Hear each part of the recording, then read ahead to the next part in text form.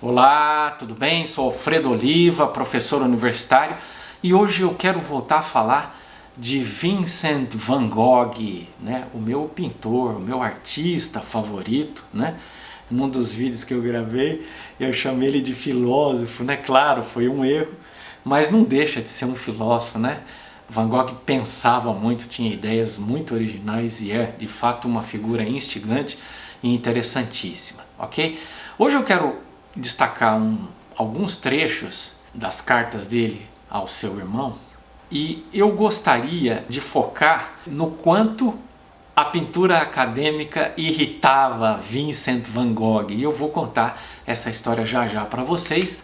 Vamos lá, vamos ao Vincent van Gogh, esse pintor holandês pós-impressionista que viveu no século XIX, entre 1853 e 1890, e na minha opinião foi um dos artistas mais originais da história da pintura. Tá? Eu estou usando uma tradução em português das cartas de Vincent van Gogh, que é publicada pela editora LIPM, né? Chamado Cartas a Theo. Tá? Bom, vamos lá. Num trecho de uma carta que ele escreve para Theo, irmão dele, em 1886, ele está na cidade de Antuérpia, na Bélgica, né? Ou seja, Vincent van Gogh já havia decidido se tornar artista e ele está então aprendendo a pintar. E ele vai fazer uma experiência de aprender pintura, primeiro numa academia, né, na Bélgica, em Antuérpia, depois ele vai para Paris também tentar aprender a pintar, mas ele não tem muita paciência, né? E aqui ele está narrando a sua irritação com a pintura acadêmica, né? Se você conhece minimamente as pinturas de Vincent van Gogh, vocês vão perceber que a pintura dele não tem nada de acadêmica. Claro que exatamente o fato dele ser considerado uma das referências na história da pintura é exatamente porque uma das coisas que ele fez foi romper bastante com a pintura acadêmica. Então vamos lá, vamos olhar as cartas dele para ver o que nós temos aqui. Ó. Ele diz assim, ó: devo também lhe dizer que, embora eu me acostume, as críticas das pessoas da academia me são frequentemente insuportáveis, pois decididamente eles se tornam desagradáveis. Contudo, procuro sistematicamente evitar as brigas e prossigo quietinho no meu caminho. Parece-me que estou em vias de encontrar o que procuro, e talvez o encontrasse ainda mais depressa se estivesse sozinho desenhando a antiga, né? Então, veja, nós temos aqui um homem com uma pulsão criativa muito grande e que vai para a escola, vamos dizer assim, aprender a pintar. E aí ele está pintando e ele tem o ímpeto de pintar do jeito dele, de desenhar do jeito dele, de fazer as coisas no ritmo dele, e as pessoas criticam o jeito dele de trabalhar. Isso começa a gerar conflito, começa a gerar tensão. E a gente sabe que o Van Gogh brigou com muitas pessoas, brigou com os professores, brigou com os colegas, né? Há um relato de uma pessoa que frequentou a academia junto com ele, que diz que ele ficava e resmungava, e bufava, e fazia barulho, e mexia no cavalete. Então pensa numa pessoa inquieta, querendo dar vazão a toda a sua pulsão criativa, e ali você tem uma academia, um ambiente formal, você tem um processo de aprendizagem, você vai aprender a fazer figuras humanas, vai aprender a fazer uma pintura que imita, vamos dizer assim, a realidade, ou tenta imitar a realidade. Então isso é muito complicado. No outro trecho ele diz: estou contente por ter ido à academia, justamente porque pude ver fartamente os resultados do que se chama começar pelo contorno, pois é isso que eles fazem sistematicamente e é nisso que eles sempre me contestam. Faça primeiro um contorno, seu contorno não está correto, não corrigirei isso se você modelar antes de ter seriamente fixado o seu contorno. Como você vê, tudo se resume a isso, ou seja, né? Existe uma técnica que as pessoas utilizam e elas estão dizendo para os artistas: utilizem, sigam rigorosamente, passo a passo, essa técnica.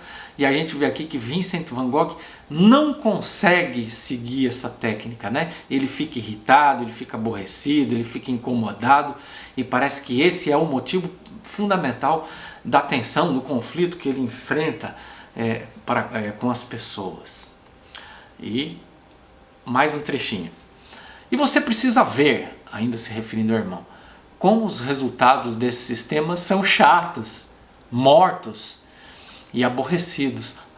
Eu lhe garanto, estou contente por ter visto isso de perto. Davi, ou pior ainda, Pieneman, em plena flor. Umas 20 vezes eu quis dizer, vosso contorno é um truque, etc. Mas julguei que não valeria a pena brigar. No entanto, pelo menos que diga, eu os irrito e eles me irritam. A fama de Van Gogh é que ele era brigão, falastrão, né? E a gente sabe que ele era muito criativo e provavelmente os seus quadros eram pintados de forma bastante impetuosa, né? Ele era capaz de fazer, às vezes, mais de um quadro completo. Uma dessas obras-primas que nós conhecemos, às vezes ele era capaz de fazer mais de uma delas em apenas um dia, né? Então, isso, claro, é exatamente o contrário da arte acadêmica, onde você faz o esboço, faz os contornos, né? Depois você vai pintando, vai colocando camadas e camadas, vai aperfeiçoando, faz isso com calma, às vezes demora semanas, meses para fazer uma única pintura, né? Você imagina um homem que quer pintar sem esboço, né? Provavelmente ele fazia o próprio contorno já com o pincel, né? E ia colocando uma tinta carregada, né? A gente vê que os quadros dele são emplastados, a gente vê, por exemplo, os quadros dele que eles não são finalizados, né? Por exemplo, se você for ao MASP, Museu de Arte de São Paulo, onde tem 4 quadros de Vincent van Gogh, você vai ver que há cantinhos que estão em branco. Você vai ver que ele não tem muita atenção para os detalhes, aquela coisa de pintar os cantos, de completar a tinta, de aproximar um tom do outro, de fazer a transição de uma cor para outra de forma suave, de fazer uma tinta penetrar na outra. Não, você vê muita tinta, quadros emplastados, uma quantidade gigante de tinta. Parece que isso era de fato pintado assim com muito ímpeto, né? Como se ele fosse tomado por um espírito criativo e só conseguisse se tranquilizar depois de ter colocado sobre o quadro aquilo que ele havia imaginado. E parece que essa criatividade gerava, né, uma ansiedade muito grande de expressar isso, de colocar isso para fora.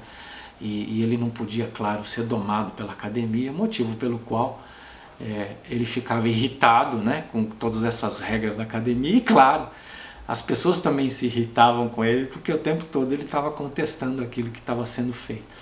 O que para mim é uma coisa muito interessante, que me chama bastante atenção, é o fato de que quando nós estamos falando em arte, estamos falando de criação, de criatividade, né? Me parece óbvio perguntar isso, né? Como é que você vai para uma escola onde você vai aprender a expressar sua criatividade e as pessoas começam a estabelecer determinadas regras, né? E claro, as regras sufocam a criatividade. Eu entendo o lado também dos professores da academia, eles têm um método, né? Bom, afinal de contas, se você se inscreve num curso de arte acadêmica, você está lá para aprender arte acadêmica.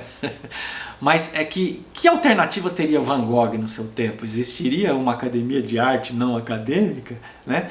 Me parece que parte da tarefa dele era exatamente inventar uma arte fora, né, daquilo que a academia ensinava. Então, esse é o problema, vamos dizer assim, daqueles que estão envolvidos com uma visão de vanguarda. É preciso ir além daquilo que está acontecendo no momento, e as pessoas tendem a se aborrecer com aquilo que é novo, com aquilo que está sendo implantado, com aquilo que ainda não tem parâmetro para avaliar a qualidade e a tendência das pessoas a dizerem que isso não presta, que isso é ruim.